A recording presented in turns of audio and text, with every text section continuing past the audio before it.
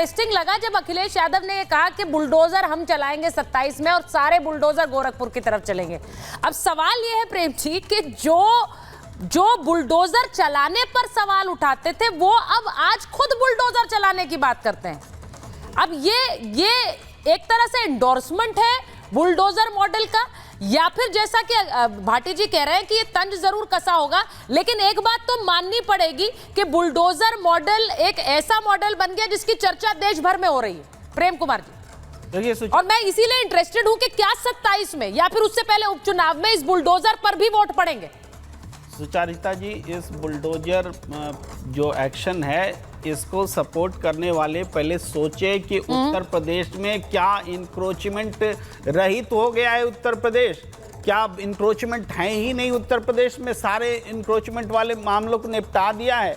गोरखपुर में क्यों नहीं चलता है ये बुलडोजर? क्या गोरखपुर में है ही नहीं इंक्रोचमेंट? आप अखिलेश यादव जी थोड़ा ढंक के बोल रहे हैं, बोल नहीं पा रहे हैं राजनीतिक कारणों से, लेकिन उनका जो वो गोरखपुर में पीठ धाम इधर उधर जो सारी जमीन प्रॉपर्टी है योगी आदित्यनाथ जी की, अरे वहां भी तो इंक्रोचमेंट देखे कोई, वहां क्यों नहीं चल रहा है बुलडोजर? ये कहना चाहते हैं अखिलेश यादव, और वो खुल करके बात आएगी सामने। लेकिन मूल बात यह है कि बुलडोजर सेलेक्टिव ढंग से चल रहा है। ये तो आपने बड़ी बात कह दी कि योगी आदित्यनाथ की अपनी कई प्रॉपर्टी है। जब सेलेक्टिव ढंग से चलेगा, सुन लीजिए इस बात में मैं अपने साथी पत्रकार जी का भी जवाब देना चाहता हूं। वो कह रहे हैं कि केवल मुसलमानों के लिए ये आवाज उठाई जा रही है जो लोग भी बुलडोजर का विरोध कर रहे हैं। केवल जब मुसलमानों को ध्यान में रख करके अगर आप बुलडोजर चलाएंगे तो जो प्रतिकार होगा तो आपको लगेगा कि मुसलमानों के लोग बीच में खड़ा। आपने एक आंकड़ा भी दिया कि नहीं, देखिए मेरा एक सवाल है, मेरा एक सवाल है। आप कहते हैं मुसलमानों पर चलेगा, मुझे एक बात बताइए, एक बात मैं डीजीपी सर से भी पूछूंगी और शाजिया जी यहाँ बैठी हुई हैं। अब अगर आप मुख्तार अंसारी के बारे में बात करेंगे, अतीक अहमद के बारे में बात करेंगे, तो वो मुसलमान है या फिर वो अपराधी है? मेरा सीधा सवाल ये बार बार घूम फिर कर आता है, लेकिन इन नामों के आगे आप मुसलमान या हिंदू या ये पहचान है क्या? शाजिया जी, बात आपने कही। सुचरिता जी बोलिए ना प्लीज। सुचरिता जी बहुत ही जरूरी आपने बात कही है। अब देखिए, आप देखिए ये बात हो रही है, जब अपराधियों को अगर आप अलग करेंगी और आप देखेंगी सिर्फ और सिर्फ हकदार लोगों को, तो अगर आप प्राइम मिनिस्टर की आप देखेंगी आवास योजना को, तो आप उसमें देखेंगी जो सबसे गरीब मुसलमान है तो वो लाभार्थी सबसे ज्यादा रहा है कल्याणकारी योजनाओं का। अगर आप आवास योजना, और ये आंकड़ा देखिए, ये आपको बहुत कुछ समझाएगा। लोग यहाँ पे कह रहे थे कि अवैध तौर पर जो निर्माण है तोड़े नहीं जाने चाहिए, लेकिन वैध निर्माण होंगे तभी तो आप जो है लीगल कंस्ट्रक्शन जब तक नहीं करेंगे तभी तो जगह मिल पाएगी और अफोर्डेबल हाउसिंग होगी।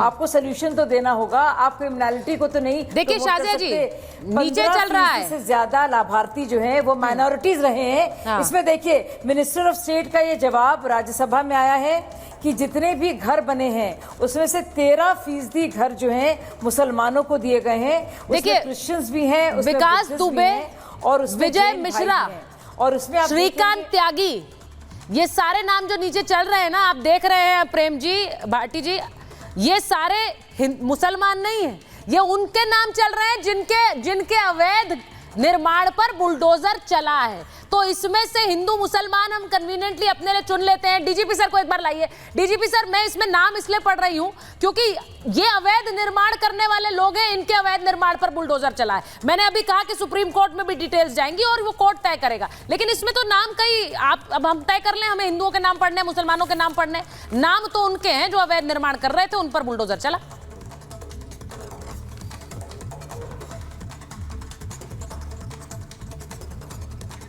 मुझे लग रहा है डीजीपी सर की आवाज नहीं आ रही है। सर आपने शायद म्यूट कर दिया, आप अपने आप को अनम्यूट कर लीजिए प्लीज।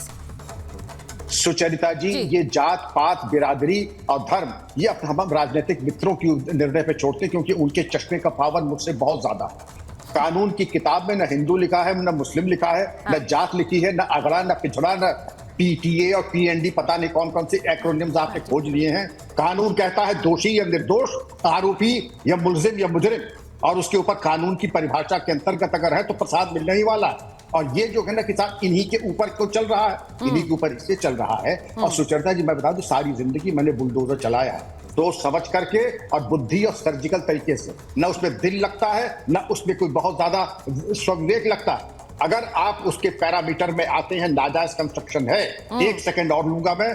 जब कभी कोई अपराध करता है तो एक खाका होता है हिस्ट्री शीट, और हिस्ट्री शीट की जो उसकी लेखा होता है उर्दू में होता है वल्दियत, सुकूनत, जरिया आमदनी, जरिया माश। उसके पूरे खानदान का शिजरा बनता है कि उसके जो रिसिपिएंट हो सकते हैं उसकी चोरी, डकैती और लूट के उन सबका खंगाला जाता है। बेनामी मकान बनाया है वो भी ध्वस्त होगा, इल्लीगल बनाया है वो भी ध्वस्त होगा। लेकिन आपत्ति है अपराधी के ऊपर आपने आंख उठाने का दुस्साहस कैसे किया? हम उसके कुत्ते से हाथ मिलाते हैं और आप उसका घर गिरा रहे हैं, मतलब इतना दुस्साहस। लेकिन मैं सुचेता जी यही कहना चाहूंगा कि अगर उसने ये इस तरीके की हिमाकत की, लूट खसोट की, एक शब्द अगर आप कह देते कि जिनकी लूटी हुई संपत्ति से ये अट्टालिकाएं बनी है, आपने तो नाम बता दिया, अच्छा किया। क्योंकि ये भ्रम की स्थिति उत्पन्न करना, लोगों के मन में स्लो पॉइजनिंग करना, जातीयता का विष घोल देना, सांप्रदायिकता फैला देना, और यही विष भारत का ही नहीं, अभिशाप नहीं है, अमेरिका, इंग्लैंड में भी यही किया जा रहा है कि जो एक अनुपात है इस बिरादरी का, उससे ज्यादा अनुपात में ये लोग जेल में। अरे जो अपराध करेगा तो क्या करेंगे, अनुपात के हिसाब से उनको जेल में भेजेंगे। इनका तर्क सुनती रहिए, बस तर्क सुनती रहिए। कहीं ना कोई जो नचर डिफेंस जो कि इलॉजिकल है, तर्कविहीन है, आपको एक लाइन कहनी चाहिए, जो सजा, जो जुर्म करेगा सजा पाएगा। देखिए सर, क्योंकि हम आज बात कर रहे हैं योगी आदित्यनाथ वर्सेस अखिलेश यादव की, और जिस तरह से वार हुए, इस वक्त यूपी में भेड़ियों को लेकर बड़ी चर्चा हो रही कि कैसे उनका आतंक फैला हुआ है और उन पर एक पूरा का पूरा प्रशासनिक अमला टूट पड़ा है। लेकिन आज उस भेड़िए के बारे में बात करते हुए योगी आदित्यनाथ ने कैसे हमला किया है वो जरा आपको बताना चाहती हूं, क्योंकि आज योगी आदित्यनाथ जब संबोधित कर रहे थे एक सभा को, तो उन्होंने कहा, सपा पर उन्होंने निशाना साधा, और उन्होंने क्या कहा है भाटी जी, इसके बाद मैं आपके पास आ रही हूं। उन्होंने सीधे सीधे कहा कि आज बहराइच में भेड़िए उत्पात मचा रहे हैं, उसकी जिक्र सब लोग कर ही रहे हैं। 2017 से पहले यूपी में भेड़िया राज था। उन्होंने कहा कि चाचा भतीजा भेड़िया राज लाना चाहते थे, और यह भी कहा कि जिस तरह से भेड़ियों के इलाके बटे होते हैं वैसे वसूली के लिए इलाके बटे हुए थे, ये वो कह रहे हैं। अब ये जब हमला हो रहा था तो वहां पर लोग तालियां बजा रहे थे। अब सवाल ये है कि जिस राज की वो बात कर रहे हैं, अखिलेश जी योगी आदित्यनाथ पर हमला करते हैं, लेकिन योगी आदित्यनाथ अखिलेश यादव के सरकार पर और राज पर हमला करने से बचते नहीं है। आज भेड़िया राज से तुलना कर दी है भाटी जी, इलाके बटे हुए थे, वसूली हो रही थी। नहीं, अब आंकड़े तो ये बताते हैं, सरकार के आंकड़े बताते हैं कि अखिलेश यादव जी की सरकार से 1.5 गुना क्राइम अब यूपी में है। यूपी के अंदर हर 2 घंटे में एक बेटी के साथ रेप हो जाता है। महिलाओं के प्रति अपराध में यूपी नंबर 1 है, रेप में यूपी नंबर 1 है, गैंग रेप में यूपी नंबर 1 है, पुलिस हिरासत में मौतों में यूपी नंबर 1 है। और उत्तर प्रदेश के हालात ये हो गए हैं कि एक अफसर को शिकायत मिलती है कि थाने में वसूली गैंग चलाया जा रहा है। हाँ। अफसर जांच के लिए जाते हैं तो एसओ दीवार कूद के फरार हो जाता है। थाने का एसओ, थाना इंचार्ज दीवार कूद के फरार हो जाता है। अभी हमारे डीजीपी साहब भी बात कर रहे थे राजनीतिक चश्मे की, जाति चश्मे की। जी को भी चश्मा तो आपके पास भी है, लेकिन आपकी नजरें कहीं और रहती हैं।